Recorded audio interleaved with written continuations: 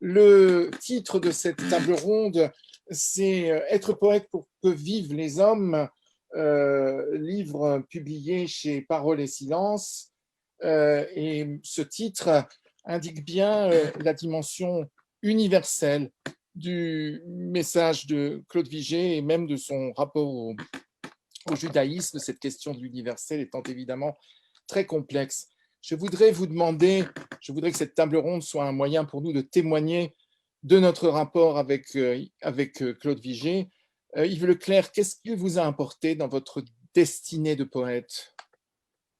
D'abord, bonjour à tous. Je suis très heureux de pouvoir témoigner d'un grand attachement à l'œuvre de Claude Vigée. Alors, ce qui m'a tout de suite fasciné dans l'œuvre de Claude Vigée date de la fin, des années 1980, car je voyais dans le paysage poétique une fascination pour le morbide, pour les choses de la mélancolie, la nostalgie. Et il me semble que lorsque j'ai découvert l'œuvre de Claude Vigée, ce qui m'a particulièrement intéressé, c'est le fait que c'était une parole qui diffère, une parole de la différence. La différence par rapport à une époque où la parole poétique était quand même tenue par des gens qui avaient, on en a parlé avant, qui éprouvaient une certaine idolâtrie à l'égard de la forme ou du langage. Alors pourquoi cette œuvre m'a-t-elle paru intéressante? D'abord parce que c'était un homme de la révolte. Et d'ailleurs, Camus a été l'un des premiers à publier Claude Vigée, puisqu'il a publié donc L'été indien chez Gallimard. Et je pense qu'il a été sensible à l'esprit de résistance, à l'esprit de combat, de lutte perpétuelle. On a parlé tout de suite d'obstination, qui est tout à fait juste. Une lutte contre un monde ou un ordre ordurier, contre un ordre de la mort. On sait que Vigée a beaucoup détesté ce qu'il appelle la fascination du néant. C'est un peu ce que je disais en premier. Et chez cet écrivain-là, on trouvait au contraire une espèce de force de surrection, de renaissance, comme s'il refusait d'être assis, de venir debout. Et dans l'œuvre de Claude Vigée, il me semble qu'on trouve notamment cette force on a parlé de jouir, une espèce de jouissance dans la parole et de joie, qui sont d'ailleurs des mots assez voisins. Et il me semble que ce sont pour moi les raisons qui ont justifié mon intérêt pour Claude Vigée. Ensuite, il se trouve que j'ai rencontré Claude Vigée, que j'ai correspondu un peu avec lui aussi. Et je dois dire que ce qui m'a beaucoup plu aussi, c'est donc ce mariage profond entre l'écriture et sa vie, parce qu'il n'y avait pas on a parlé de Judan, c'est tout à fait ça, il n'y avait absolument aucune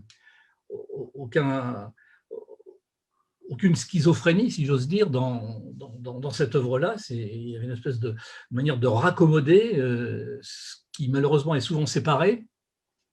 Et lorsque je l'ai entendu, par ailleurs, j'ai trouvé un homme d'une grande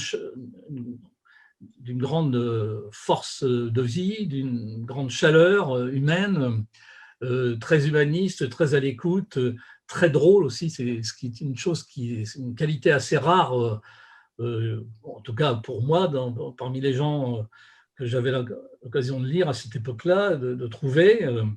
Et j'avoue que j'étais très sensible à l'humour et à un certain sens de l'autodérision de Claude Vigée, ce qui n'empêchait pas, comme il disait très bien, de danser sur l'abîme, c'est-à-dire au contraire, cette espèce d'humour lui donnait encore plus de profondeur, de grandeur, de verticalité. D'ailleurs, on a parlé dans le Judan d'un va-et-vient entre les choses les plus sublimes et les choses les plus terre-à-terre. Et il me semble que chez Claude Vigée, on trouvait un peu cette espèce de manière de raccommoder les extrêmes. Raccommoder, réparer, comme le disait Michel, c'est un des maîtres mots de sa poétique. Oui, oui. D'ailleurs, on retrouve ça dans tous ces titres. Le parfum et la cendre. On retrouve toutes enfin, ce jeu sur les contraires, sur cette manière c'est une sorte de grand écart. On pourrait parler de joindre les deux bouts, comme disait Jourdan, mais c'est un peu ça. Jourdan qui a connu d'ailleurs, enfin, qui a correspondu un peu aussi avec Claude Vigée. Donc il y avait ces deux dimensions. Pardon. Anthony Rudolph, on reviendra vers vous, Yves Leclerc, après. Anthony Rudolph, vous avez publié donc une anthologie en anglais des poèmes de Claude Vigée. Est-ce que vous pouvez nous raconter un peu votre rencontre avec lui et comment cette décision de le traduire s'est faite chez vous? Et après, on parlera du problème de la traduction, mais peut-être simplement nous faire part du témoignage de votre relation personnelle avec lui, de traducteur à auteur. Vous m'entendez? Oui, on vous entend très bien. Bon. C'est le carnet d'adresses d'Yves Bonnefoy qui a ouvert beaucoup de portes pour moi. À travers les années, je l'ai rencontré en 64. Et c'est, si je peux le dire, une des portes de Jérusalem s'était ouverte par Bonnefoy, et pendant ma première visite en 69, j'ai rencontré Claude. On devenait amis sur le champ. Il a dit, on attend les pluies dans quelques jours. On ira à Ashkelon, mais il faut attendre les pluies. Et je dis, pourquoi? Il m'a dit, vous verrez, vous allez comprendre plus tard.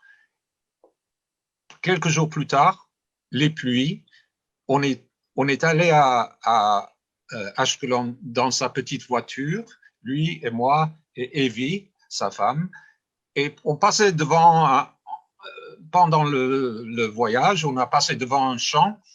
Il a dit, c'est là que Dieu a donné les hémorroïdes aux Philistins, dans ce champ même. Vous voyez son sens d'humour, sa connaissance des histoires bibliques, tout. En tout cas, on est arrivé à la plage d'Ashkelon, et voilà, la raison d'attendre les pluies, c'était qu'on trouvait les tessons d'argile, les fragments d'eau, les pièces de monnaie anciennes, voilà. Et c'était extraordinaire, c'était presque mythique. Et on a fait un barbecue, et puis notre amitié a été cimentée, si c'est le mot, tout de suite. Et après, voilà, ça c'est plus que ça, il y a 50 ans. J'étais fasciné par sa vie. Moi qui ai passé ma vie tranquillement, ou plus ou moins tranquillement, à Londres, lui qui a été en Alsace, Paris, les États-Unis, Israël, et certains moments de sa vie, évidemment, pour nous, ici, la résistance, tout ça. Et puis, je crois que notre amitié, c'était, comme on dit en yiddish, beschert. C'était inévitable que moi, poète un peu francophone et traducteur, déjà le traducteur de Bonnefoy, que je traduirais, voilà, deux poètes juifs, Edmond Jabès, dont on ne parlera pas aujourd'hui, et Claude Vigée. Et je dirais qu'il n'y a rien de plus intime que la traduction littéraire, la traduction de la poésie. On le fait par amour, surtout, par amitié. Et, voilà, on est deux amis deux amis humains et deux langages sœurs. Je crois qu'on dirait plutôt sœur que frère. Je ne sais pas. Langue sœur ou deux langages frères, je ne sais pas. Je ne sais pas, deux langues sœurs ou deux langages frères, oui. Oui, d'accord. Deux langages frères sœurs. Voilà. Et maintenant, la traduction. Et puis, on va achever cette intervention. Michel a bien voulu lire un poème en français de Claude, qui est dans mon deuxième livre de Claude, le Chant de l'absence. Oui. La séquence où il parle, ses poèmes d'amitié, d'amour pour sa femme. Puis je le lirai en anglais à la fin. Voilà. Pour moi, la traduction littéraire, surtout la traduction de la poésie, c'est un travail instinctif. C'est un travail, comme disait un des plus grands traducteurs européens, Pierre Léris, c'est un traducteur de l'anglais, évidemment, et traducteur des 4 quatuors de Eliot, comme était aussi Claude Vigée. Claude Vigée, dont moi-même j'ai publié chez moi, à ma petite maison d'édition, la traduction en anglais après 50 années. Voilà, c'est un travail d'écoute, et si je peux dire, le travail d'écoute, c'est le père de la traduction, et la mère de la traduction, c'est l'amour. Voilà, c'est l'écoute, c'est un travail, et je travaille, je retravaille, je retravaille, je retravaille. Si le poète est vivant, on consulte le poète, et puis c'est tout. Et c'est beaucoup.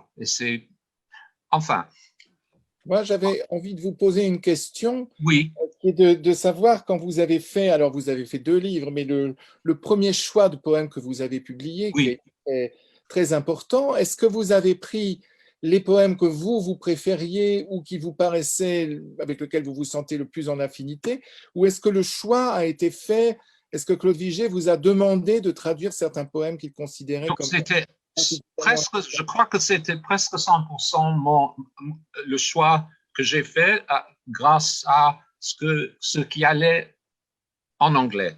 D'accord. Donc, c'est pas définitif, c'est bizarre même comme anthologie, mais il fallait que ça travaille, ça marche, ça joue en anglais. Bien sûr. Et depuis, enfin, je l'ai visité souvent en rue des Marronniers, on a déjà parlé un peu de rue des Marronniers, je lui téléphonais 2 fois par mois jusqu'à presque la fin de sa vie. Il était aveugle, noble, stoïque. Oui. Et même après sa mort, une fois, j'ai téléphoné à son numéro de téléphone pour entendre sa voix. Ici, Claude Vigée, dans la messagerie. Je reçois vos messages au fur et à mesure. C'est assez bizarre comme petit message, mais enfin, au fur et à mesure. Eh bien, voilà, j'ai essayé de tout dire, c'est presque rien dire, mais voilà, Michel je pense qu'elle est prête, elle va lire un poème, et puis je le lirai en anglais. C'est le premier poème de Chant de l'absence. D'accord. Merci beaucoup, Anthony. Donc, voici le poème « Durée, ici même, aujourd'hui. Chacun meurt étouffé. Je crie, seul et nu, dans mon puits, au mépris du bon sens. Si je vis aussi vieux, c'est que ton nom, peut-être, sème encore assez fort en moi pour y demeurer aujourd'hui, dans la paix, avec joie, en s'amusant aussi, en dépit de l'angoisse, des souffrances jaillies de cette aveugle errance au fond du labyrinthe, à la fois inconnue et proche de nos cœurs vides, pourvu que le visiteur d'en haut ou d'en bas veuille habiter encore un peu chez nous, comme il survint jadis en douce, à pas de loup, lors d'une poignante villégiature d'amour. Dans son propre temps, il n'est plus de temps, revient le règne noir et bleu de l'abîme premier, advient l'Aleph dernier, sans lieu ni temps, sa trace se perd dans le sillage de mon si long chemin. Veille de Hanouka, 57-67, 15 décembre 2006, dans les champs de l'absence. Endure here and today. Endure here and now, today. Everybody chokes to death. I cry out, alone and naked in my pit, scorning common sense. If I have survived this long, it is because your name, perchance, still loves living within me now, strongly enough to enjoy itself in peace and in delight. Despite my sorrow and the pain that stems from floundering like a blind man in a labyrinth, at once strange and dear to our vacated hearts, so long as the visitor from high or low wishes to stay with us a little longer, as in the old days with a soft step, discreet, during love's painful country retreat. In your own good time there is no more time, so returns the blue-black primal kingdom of abyss, so arrives the final Aleph, uncanny, timeless, its trace lost in the tracks of the long road I must follow. Merci beaucoup. On a entendu comme cela dans cet après-midi Claude Vigée traduit à la fois en anglais et en italien. Et ça me fait une transition avec Claude Casalet, à qui je voudrais bien demander de nous parler de son envie de traduire Claude Vigée. Je vais ajouter à la présentation qui a été faite de Claude quelques considérations, oui, plus personnelles. Claude, au départ, vous êtes une spécialiste des 13e et 14e siècles italiens. Vous avez travaillé sur Boccace, vous avez écrit sur les conteurs et les chroniqueurs italiens de la première Renaissance. Et puis, peu à peu, spécialiste de littérature italienne, italianiste accompli, vous avez commencé à travailler sur des figures féminines, sur la poésie juive. Nous nous sommes mieux connus lorsque vous avez organisé avec André Le Rousseau un colloque sur Nelly Sachs, qui est pour moi tout à fait mémorable, qui avait lieu à Lille, auquel participait Mireille Gancel, notre amie commune, qui a traduit pour moi en tant qu'éditeur, je dis pour moi, pour les éditions Verdier où je travaille, la poésie de Nelly Sachs. Et avec André Le Rousseau et André Combe, vous avez donc participé à la publication de ce colloque qui est devenu en 2004, Nelly Sachs, éthique et modernité. Puis après un autre recueil d'études sur 4 grandes poétesses juives de langue allemande, Else Lasker-Schuller, Gertrude Colmar, Rosa Auslender et encore une fois Nelly Sachs. Et au colloque de 2004, il y avait d'illustres figures du judaïsme, Jean Alperin par exemple, mais il y avait aussi Claude Vigée qui a prononcé un texte tout à fait mémorable. Et alors je voudrais vous demander d'abord pourquoi cet intérêt, donc comment vous êtes passé de la Renaissance italienne où vous auriez pu rester, ou même de la... De passer à l'antenne, si on peut dire. Pardon, je pense qu'il y a quelqu'un d'autre qui parle en même temps. Je voudrais vous demander comment vous en êtes venu à traduire Claude Vigée en italien et ce qui vous a attiré vers son œuvre.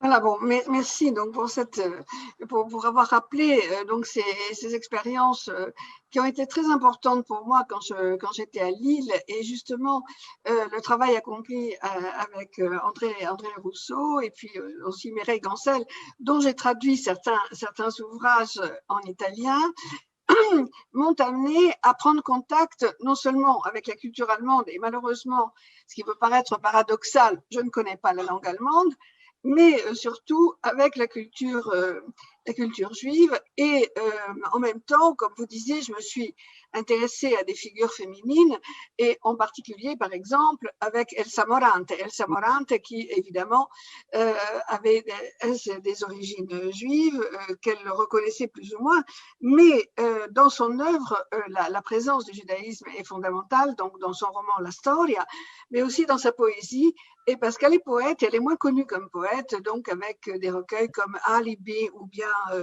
Le monde sauvé par les gamins.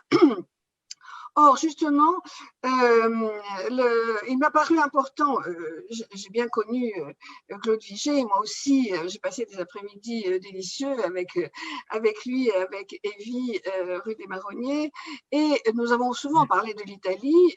Claude et Evie aimaient beaucoup l'Italie, et justement, dans la petite anthologie que nous avons publiée donc dans la collection des cahiers de Peut-être, il y a des photos de leur séjour en Italie, et c'est d'après ce que Claudine Saint-Jacques, qui est présente, je crois, et qui a eu la gentillesse de me dire, c'est que les vacances en Italie, pour eux, étaient vraiment la période la plus heureuse, la plus lumineuse, etc. Donc, il y a, disons que cette idée de traduire Claude Vigée en italien est à la fois liée à l'amitié, évidemment, à ce contact si chaleureux avec le poète, et aussi à la lecture du seul ouvrage de Claude Vigée qui a été traduit en italien et qui a été traduit par le professeur, collègue et ami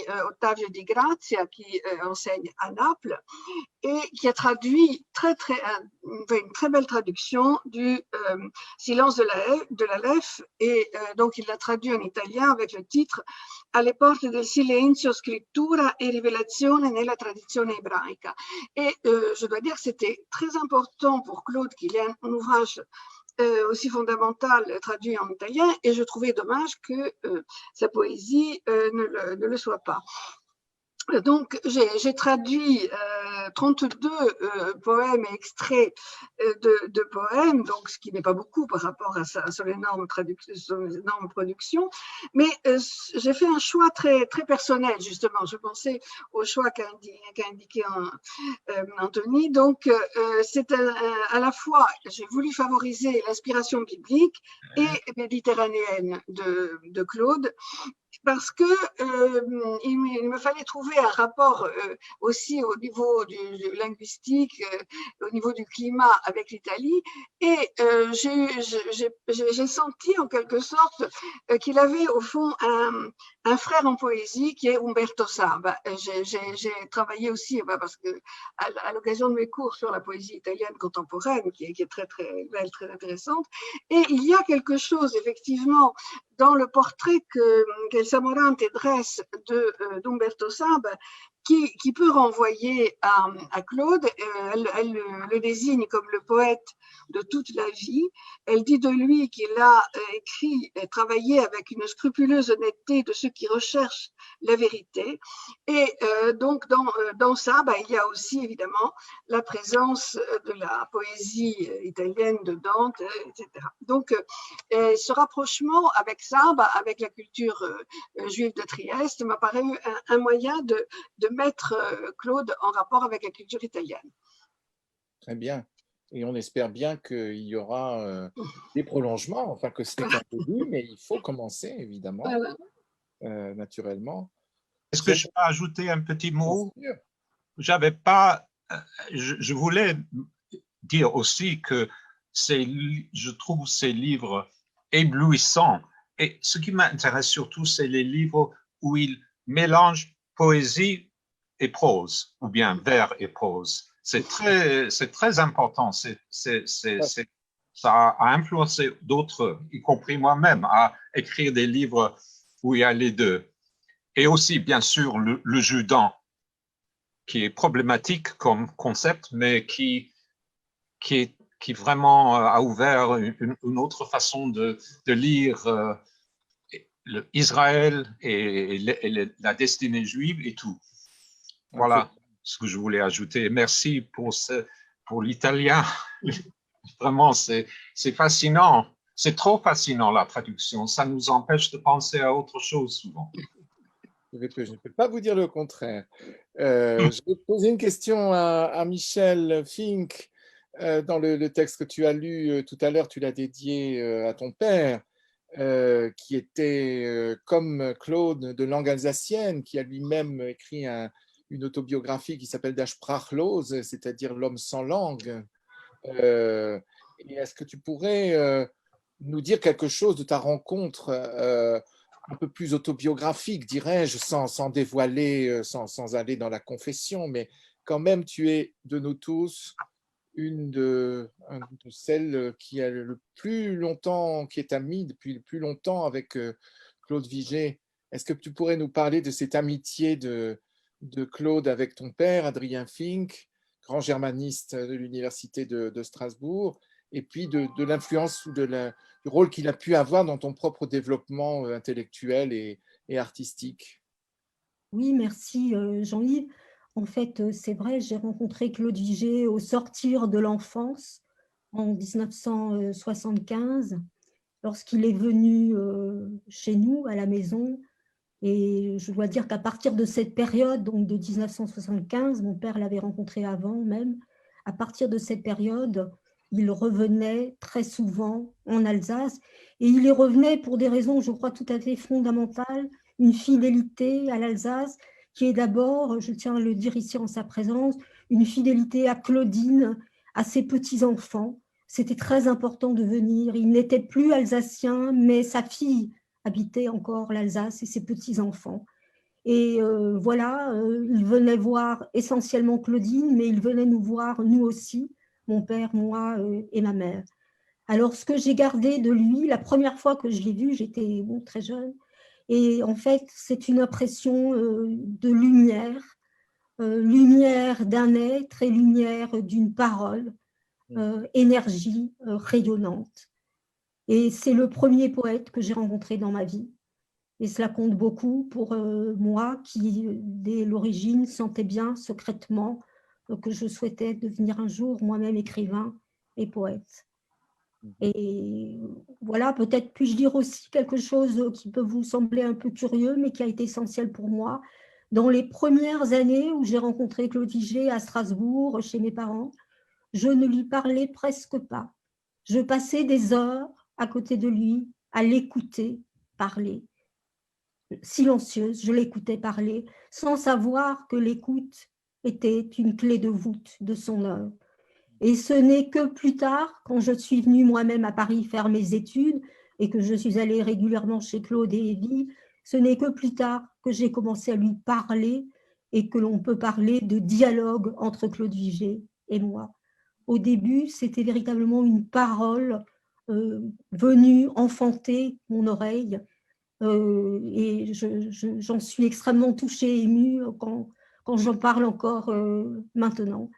Alors par la suite, encore, à Paris, j'ai fait tout de suite mon DEA sous la direction de Pierre Brunel. Je l'ai consacré à Claude Vigée, Exil et origine dans la vallée des ossements. Puis j'ai consacré avec Hélène Perras le colloque de Cerisy à Claude Vigée.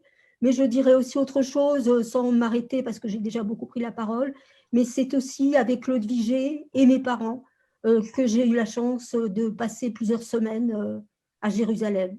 Et ça a été fondamental pour ma compréhension plus profonde de l'œuvre de Claude Vigée, mais aussi pour mon propre développement. Et avoir visité Jérusalem avec Claude Vigée, qui récitait par cœur des extraits de la Bible pratiquement à chaque pas, est quelque chose d'extrêmement bouleversant. Et quand on l'a vécu, ça accompagne toute une vie, je crois. Je n'en dirai pas plus, Jean-Yves, parce que je souhaite être discrète pour ne pas... Voilà, j'ai déjà beaucoup parlé, et voilà. Donc, Oui, mais enfin, c'est quand même aussi une occasion de le faire, puisque c'est un hommage, on a bien compris. D'abord, il y a beaucoup d'amis de Claude Vigée dans l'assistance, de gens qui le connaissaient bien. On l'a dit, il y a sa famille. Et puis, je pense qu'il ne s'agit pas d'une rencontre érudite, même si elle donnera certainement un beau livre, hein, mais aussi d'un témoignage. Je voudrais ajouter le mien, si on me le permet, parce que j'ai pas encore dit au fond à quel point j'avais une dette envers Claude. Et alors, il a été un ami avec Yves Bonnefoy entre nous, entre toi et moi, Michel. Je pense qu'on peut dire que quand nous nous voyons, il y a leurs ombres qui sont avec nous, leur amitié, en tout cas, qui nous accompagne. Moi, j'ai rencontré Claude presque en même temps qu'Yves Bonnefoy, c'était en 1982. Donc, ça ne date pas d'hier, j'avais 20 ans. J'ai commencé à devenir vraiment proche de Claude, ou en tout cas, je dirais presque à avoir besoin de lui au début des années 90. C'est là qu'il a eu un rôle, je l'admirais beaucoup. J'ai lu très tôt ses essais. Je voudrais qu'on parle un peu de ça aussi, de ses essais, parce que je trouve que c'est vraiment un très grand penseur de la littérature, de la dimension éthique de la littérature. Pour moi, un livre L'artiste de la fin, Révolte et louange, ce sont vraiment des livres fondamentaux et ils ont été réimprimés chez Parole et Silence par fragments, mais je trouve qu'il faudrait qu'un jour il y ait une réimpression de ces textes. Mais indépendamment de ça, je ne sais pas comment dire, j'ai bénéficié de la bonté de Claude. J'aimerais dire, vous prononcez ce mot, hein, parce que au fond, on n'en parle pas beaucoup, mais enfin, c'est beaucoup en pensant à lui que quand j'ai publié le premier de mes livres de poèmes un peu importants, j'ai choisi une épigraphe qui était prise à Apollinaire. Nous voulons explorer la bonté, contrée immense où tout se tait. Et je pensais beaucoup à Claude à cette époque-là, à ce silence de la bonté, à ce silence de l'écoute. Et pour moi, la bonté de Claude n'est pas, vous savez, le mot bonté est un peu dévalorisé. Mais pour moi, c'est cette même bonté dont parle Jean Genet quand il parle de la bonté des autoportraits de Rembrandt, et où il dit une bonté forte. Et où il fait dire, il commente un autoportrait de Rembrandt en disant « Je serai d'une telle intelligence que même les bêtes sauvages comprendront ma bonté ». Ben, il y avait cette bonté chez Claude, c'est-à-dire une bonté de l'intelligence. Et quand je parle de bonté, je veux dire qu'il vous secourait aussi moralement. Il a été pour moi dans un moment de très grande dépression, et en particulier parce que chez moi, la dépression venait d'un conflit extrêmement fort avec mon père. Nous avons beaucoup parlé de cette figure du père, de ce rapport à la figure du père blessé. Et il m'a fait lire un de ses essais que je ne connaissais pas à l'époque, qui datait de 1959, qui s'intitule « Solitude, Eros et vie créatrice ». Et je peux dire, sans trahir de secret, que c'est à la suite des conversations que nous avons eues ensemble que Claude a repris cet essai, il en a fait une deuxième version. Il m'a dit, c'est pas de l'orgueil de ma part, il m'a dit, je l'ai fait en pensant à vous. Il l'a inclus dans son livre Danser vers l'abîme, parce que cette parole de Claude, sa méditation sur la fondation, comment dire, notre fondation dans l'être, par la relation que nous avons avec ceux qui nous précèdent, avec notre tradition, avec ceux qui nous ont donné le jour. C'était une chose pour moi extrêmement douloureuse et il l'a compris et il m'a entendu. Et il y a très peu de gens qui, dans ma vie, m'ont autant apporté de secours spirituel ou intellectuel, d'ailleurs, je ne sépare pas les deux, que lui. Voilà, je lui dois énormément et je lui dois vraiment beaucoup du point de vue humain. Et pour moi, ça ne se sépare pas de son être de poète. Je voudrais qu'on comprenne bien ça. C'est-à-dire que la qualité de son œuvre, c'est pas seulement d'un côté une réussite esthétique et poétique et de l'autre une réussite intellectuelle et encore d'un autre côté une réussite morale. Il y a une éthique de l'écriture poétique. Et le jour où, avec Sylvie Parizet, nous avons organisé une rencontre dont malheureusement il ne reste aucune trace entre Claude Vigée et Henri Méchonic, que j'ai aussi beaucoup aimé, eh bien, nous avons bien entendu ça dans leur dialogue. Claude, juif religieux, et Henri Méchonic, juif athée, à l'athéisme proclamé. se rencontraient sur cette éthique du vivant, cette éthique de la vie. Et pour moi, c'est voilà, c'est ce que je lui dois de plus fort, ce qui fait que quand chez Galahad, on m'a demandé avec Emmanuel Collat de créer une collection d'œuvres complètes de grands poètes du XXe siècle, le premier auquel j'ai pensé, c'était Claude Vigée. Ça a donné ce volume d'œuvres complètes, Mon heure sur la terre, qui au moins a contribué, je pense, à lui rendre une actualité qui peut-être, quand il était loin de Paris aussi, du fait d'habiter à Jérusalem, lui avait été un petit peu enlevé par l'intérêt de la critique en France dans les années 70 et 80, peut-être plutôt 80-90. En tout cas, à partir de la publication de ce livre, d'autres lecteurs, de nouveaux lecteurs sont venus à Claude Vigée. J'en ai été très, très heureux. Voilà, ce livre est maintenant épuisé, l'éditeur a disparu, mais il a rempli, je crois, sa fonction. Voilà, c'est ce que je voulais dire sur ce rapport à Claude Vigée. Et peut-être je peux vous demander à tous les quatre ce qu'a été pour vous, comment vous voyez le dialogue entre la réflexion de Claude Vigée sur la littérature, son engagement éthique et sa pratique de la poésie. Moi, c'est unique. C'est vraiment. Il n'y a aucun autre poète juif qui ont fait tous ces aspects en prose et en poésie. C'est un des grands. Son second œuvre en prose, c'est assez rare en quantité, évidemment en qualité, mais aussi en quantité. On pense à Octavio Paz, on pense à Yves Bonnefoy, mais il est parmi ces grands et rares poètes qui ont fait deux œuvres. Et ses commentaires sur la Bible qui ont commencé, il était un peu l'élève, mais comme on avait dit avant, l'élève est devenu le professeur. Et en étant beaucoup, enfin 20 ans de moins, ayant 20 ans de moins que lui, il était comme une sorte de, je ne dirais pas père, mais un oncle, si on veut dire personnellement, mais aussi quelqu'un qui m'a, ce que j'ai appris en tant qu'élève et enfant de l'hébreu, de la culture juive, c'est vraiment Claude qui m'a apporté tout. Yves Leclerc, est-ce que j'ai perdu un peu Yves Leclerc visuellement, mais j'espère qu'il m'entend. Est-ce que c'est une chose qui a compté pour vous aussi, la lecture des essais de Claude sur la poésie, indépendamment de votre rapport à ses poèmes proprement dit? Oui, tout à fait, oui.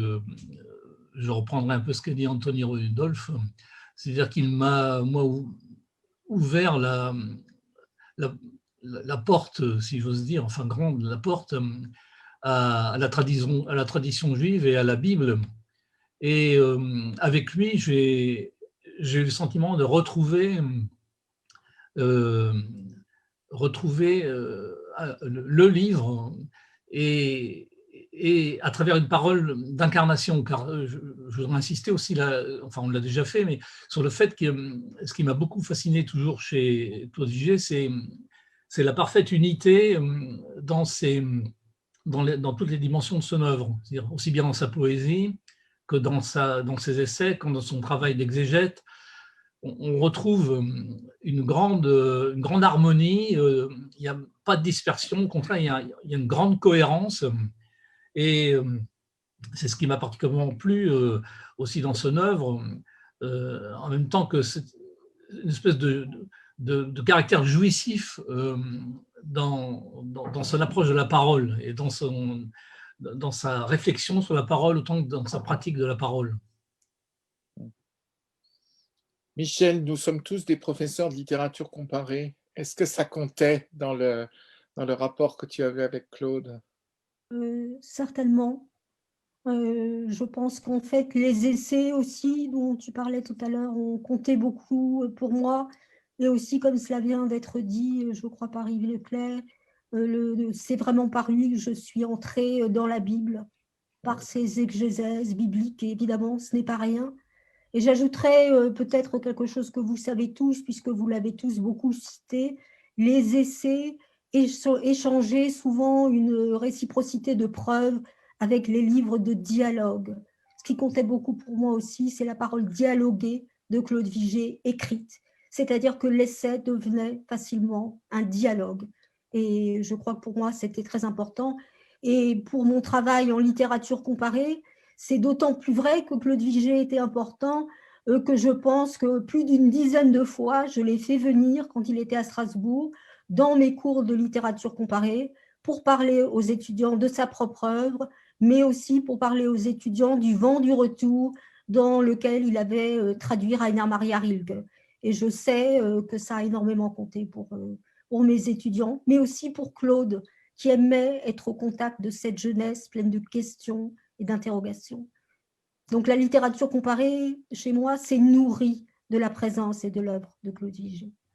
Oui, le dialogue, c'est l'œuvre de Claude, c'est une incarnation, une réincarnation de l'enseignement de Buber et de Lévinas, n'est-ce pas? C'est vraiment, comme Michel dit bien, on est en dialogue avec lui, lui avec ce qu'il enseigne et nous avec lui. Bon, bien, je pense que nous allons terminer là cette table ronde en vous remerciant tous de vos paroles, et j'espère que ça a montré à quel point l'œuvre de Claude était importante et féconde, non seulement intellectuellement, mais aussi humainement. Donc, je rends la parole à Philippe Zard en remerciant les intervenants qui nous suivent de leur patience.